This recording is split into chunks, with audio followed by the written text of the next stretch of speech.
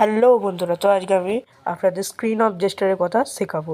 তো প্রথমে আপনাদের কী করতে হবে না, নোটিফিকেশান বার অন করে নিতে হবে, তারপর সেটিংসে চলে যেতে হবে। সেটিংসে যাওয়ার পর আপনাকে স্ক্রল করতে হবে। স্ক্রল করার পর এখানে এখানে আপনি দেখতে পাবেন সিস্টেম সেটিংস বলে, সেই সিস্টেম সেটিংসে ক্লিক করতে হবে। ক্লিক করার পর এখানে গেস্টার অ্যান্ড মোশানে ক্লিক করতে হবে। গেস্টার অ্যান্ড মোশানে ক্লিক করার পর আপনি দেখতে পাবেন স্ক্রিন অফ গেস্টার, সেইখানে ক্লিক করতে হবে। সেইখানে ক্লিক করার পর আপনি দেখতে পাবেন ড্র ও টু ওপেন অ্যাপ, এটিকে অন করে দিতে হবে। এটি অন করার ফলে আপনি যখনই ড্র ও করবেন তখনই আপনার ক্যামেরা অন হয়ে যাবে।